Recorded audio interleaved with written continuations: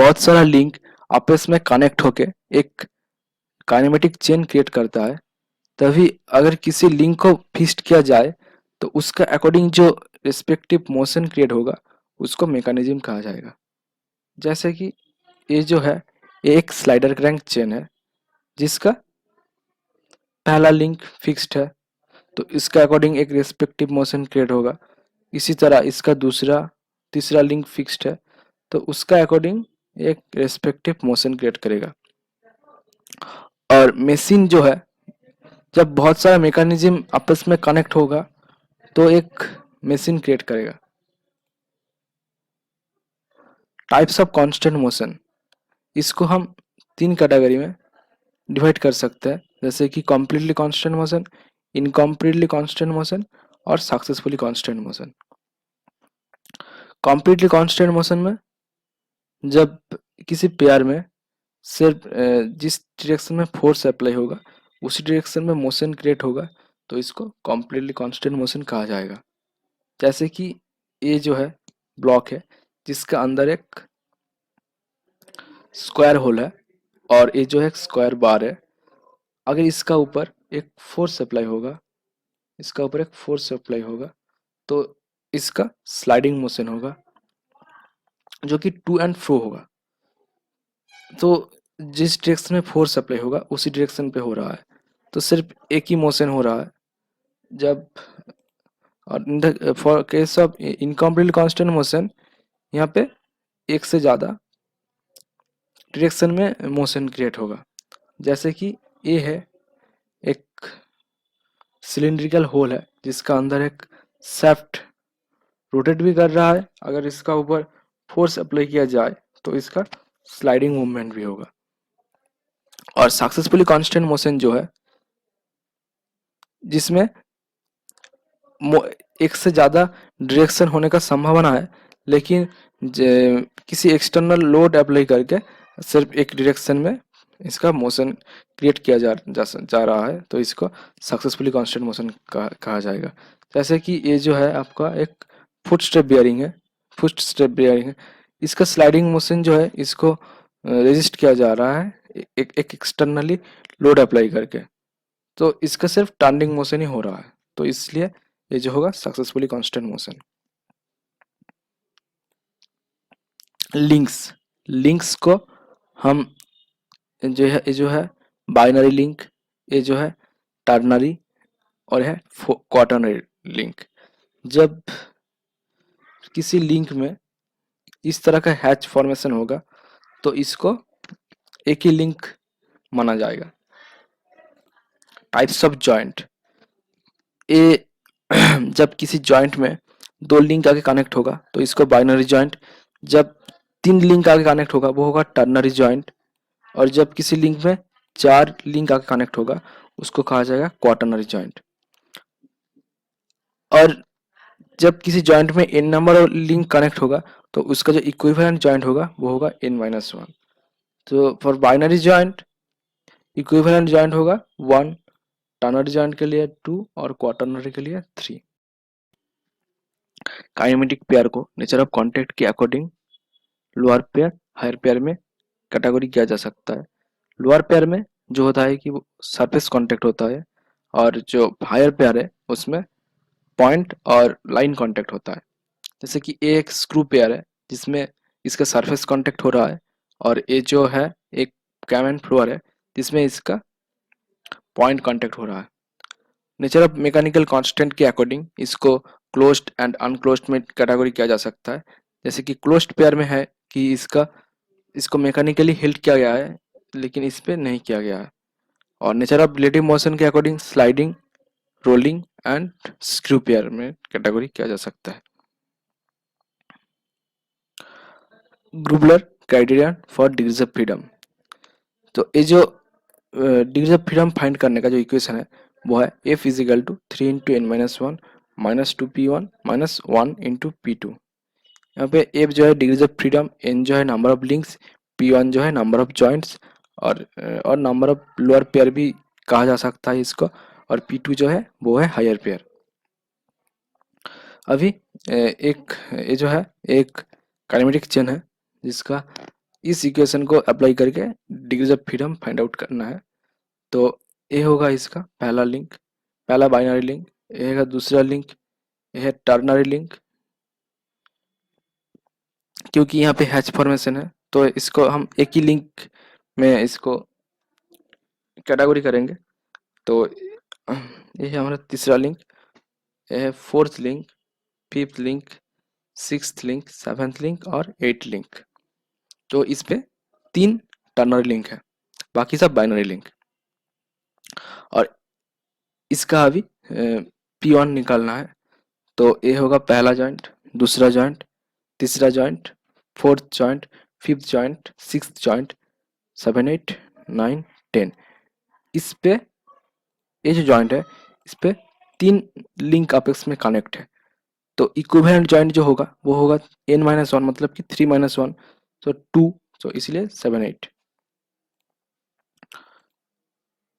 तो इस फॉर्मूला में अगर पुट करेंगे तो जो वैल्यू होगा डिग्री ऑफ फ्रीडम आएगा वो होगा 1। यहाँ पे हायर पेयर, कोई भी हायर पेयर नहीं है। 2 और 3 जो लिंक है ये दोनों हायर पेयर में है क्योंकि यहाँ पे पॉइंट कांटेक्ट हो रहा है। और 3 जो लिंक है अगर सिर्फ इसका ऊपर फोर्स किया जाए तो सिर्फ इसका ही मोशन होगा, पूरा मैकेनिज्म का मोशन नहीं होगा।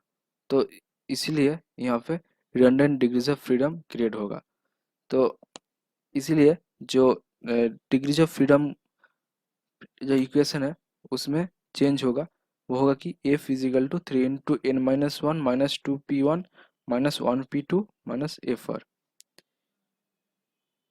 यहाँ पे जो लिंक है वो 4 है और जो नंबर ऑफ जॉइंट्स और लोअर पेयर वो 3 है। यहाँ पे हायर पेयर है 2 और 3 के बीच में, सो p2 इजिकल टू 1 और रिडंडेंट डिग्रीज ऑफ फ्रीडम 1 है। तो अल्टीमेटली जो डिग्रीज ऑफ फ्रीडम आएगा वो होगा इजिकल टू 1। अगर किसी मैकेनिज्म का डिग्रीज ऑफ फ्रीडम 0 होगा तो उसको स्ट्रक्चर कहा जाएगा, और अगर डिग्रीज ऑफ फ्रीडम नेगेटिव पे आ जाए तो इसको सुपर स्ट्रक्चर कहा जाएगा। So the mechanism having negative degrees of freedom is called as superstructure। ये जो मैकेनिज्म है अभी इसका डिग्रीज ऑफ फ्रीडम फाइंड करना है। तो इसमें टोटल 11 नंबर ऑफ लिंक्स है और इसमें टोटल 15 नंबर ऑफ जॉइंट्स है। जिसका ये जो जॉइंट है यहाँ पे 3 लिंक आगे कनेक्ट हुआ है तो इसका इक्विवेलेंट जॉइंट जो होगा 2 होगा। और ये जो जॉइंट है इसमें 3 लिंक का कनेक्ट हुआ है तो इसका भी इक्विवेलेंट जो जॉइंट होगा वो 2 होगा। तो इसका जो डिग्रीज ऑफ फ्रीडम का जो रिलेशन है उस पर पुट करें तो इसका डिग्रीज ऑफ फ्रीडम आएगा 0। डिग्रीज ऑफ फ्रीडम को मोबिलिटी भी कहा जाता है। ये जो मैकेनिज्म है इसमें टोटल 7 नंबर ऑफ लिंक्स है और इसमें एक हायर पेयर है जो 4 और 6 के बीच में है क्योंकि यहाँ पे भी एक तरह का पॉइंट कांटेक्ट ही हो रहा है। और इसका जो जॉइंट है टोटल 8 जॉइंट है। सो इसका जो डिग्रीज ऑफ फ्रीडम होगा वो होगा 1। अभी इस मैकेनिज्म का degrees of freedom find out करना है। इसमें टोटल 8 नंबर ऑफ लिंक्स है और जो जॉइंट है 10 है जिसमें 1 2 3 4 5 6 7 जॉइंट्स है। लेकिन ये जो स्लाइडिंग पेयर है अगर इसके बारे में बात करें तो यहाँ पे टोटल 1 स्लाइडिंग पेयर और 2 टर्निंग पेयर है जो कि 3 जॉइंट का इक्विवेलेंट है। और अगर इस तरह का स्लाइडिंग पेयर होगा तो इस पे 1 स्लाइडिंग पेयर 1 टर्निंग पेयर रहेगा। तो ये जो इस स्लाइडिंग पेयर है ये 2 जॉइंट का इक्विवेलेंट है। यहाँ पे इस तरह का स्लाइडिंग पेयर है तो जो हमारा जो इक्विवेलेंट जॉइंट होगा वो 3 होगा। So the total number of joints will be 10 और यहाँ पे कोई भी हायर पेयर नहीं है तो इसलिए जो डिग्रीज ऑफ फ्रीडम होगा विल बी 1। आप इस टॉपिक से कुछ क्वेश्चन आंसर टेस्ट करेंगे। एक quaternary joint is in the kinematic chain is equivalent to, quaternary joint है तो एक जॉइंट पे 4 लिंक कनेक्ट है तो इक्विवेलेंट जॉइंट जो होगा n-1 यानी 4 - 1 is equal to 3. So it is equivalent to 3 binary joint. So option D is correct answer. The contact between cam and follower is higher pair, क्योंकि cam and follower में point contact हो रहा है, इसीलिए ये higher pair है. A mechanism can be classified into A structure when the degrees of freedom is, किसी भी स्ट्रक्चर का डिग्रीज ऑफ फ्रीडम 0 होता है.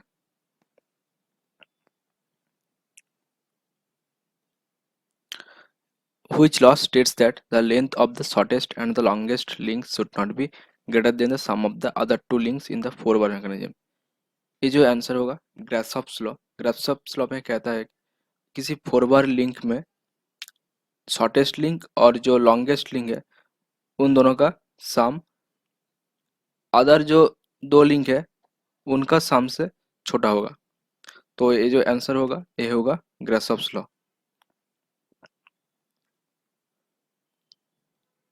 Which of the following pair can be considered as the higher pair? Pair of gearing mesh, belt of and fully cam and follower. Belt and fully तो बिल्कुल भी नहीं है क्योंकि यहाँ पे सरफेस कांटेक्ट हो रहा है. Pair of gear in mess इस पे लाइन कांटेक्ट हो रहा है, तो यहाँ ये ऑब्वियसली हायर पेयर है. और कैम एंड फॉलोअर जो है इस पे पॉइंट कांटेक्ट हो रहा है, तो ये भी हायर पेयर होगा. तो इसलिए हमारा आंसर जो होगा वो होगा डी 1 and 3. तो the right answer is D. अभी what is the degrees of freedom of the mechanism. ये जो मैकेनिज्म है इस पे 6 लिंक है और जो जॉइंट है, जॉइंट या लोअर पेयर जो है वो है टोटल 7 है. इस पे ये जो जॉइंट है इस पे टोटल 3 लिंक कनेक्ट है 1 2 3. तो इक्विवेलेंट जॉइंट जो होगा वो 2 होगा. और जो स्लाइडिंग पेयर होता है इस तरह का स्लाइडिंग पेयर होगा, ठीक है. तो टोटल इस पे क्या हो रहा है कि एक स्लाइडिंग पेयर एक टर्निंग पेयर है. तो अल्टीमेटली जो जॉइंट होगा वो इक्विवेलेंट टू 2 होगा, इसलिए टोटल 7 जॉइंट है. सो इसका डिग्री ऑफ फ्रीडम होगा इज इक्वल टू 1. तो right answer is a. What are the numbers of binary and ternary links in the following kinematic chain? इस पे टोटल 6 लिंक है जिसमें 2 टर्नरी लिंक है जो 2 and 5 है. तो जो आंसर होगा डी होगा 4 binary and 2 ternary. Find out the degrees of freedom. तो ये जो लिंक है इस पे टोटल 5 लिंक है और जो नंबर ऑफ जॉइंट्स है वो भी 5 है. और ये जो स्लाइडिंग पेयर है एक टर्निंग एक स्लाइडिंग, इसलिए ये जो जॉइंट होगा इक्विवेलेंट टू 2, इसलिए टोटल 5 लोअर पेयर और जॉइंट है. सो इसका जो डिग्री ऑफ फ्रीडम होगा 2. So the right answer is C. A simple mechanism have consist of 11 simply revolute joint and line links. तो डिग्री ऑफ फ्रीडम का जो formula है तो उसमें से इसका भी डिग्री ऑफ फ्रीडम 2 आएगा, यानी इसका भी आंसर होगा सी. अभी max possible number of instantaneous for N 8 link mechanism. ये जो फॉर्मूला है ये है कि इंस्टेंटेनियस के लिए n इंटू n -1/2, यानी हमारा 8 लिंक है तो 8 इंटू 8 - 1 यानी 7/2 will be 28. So the right answer is B. The number of joints which constitutes a kinematic chain can be expressed in terms of number of link. यहाँ पे जो link और जो जॉइंट है उनका बीच में एक रिलेशन फाइंड करना है. तो बेसिकली इस तरह का जो प्रॉब्लम है अगर इस पे डिग्रीज ऑफ फ्रीडम का वैल्यू नहीं दिया है तो जनरली ए फिजिकल टू 1 लेना पड़ेगा और यहाँ पे कोई भी हायर पेयर नहीं है तो P2 का वैल्यू जो होगा वो 0 ही होगा। तो F इज इक्वल टू 1। सो ये जो इक्वेशन है डिग्रीज ऑफ फ्रीडम का, उसमें से J का वैल्यू आएगा 1.5 L minus 2। So the right answer will be C।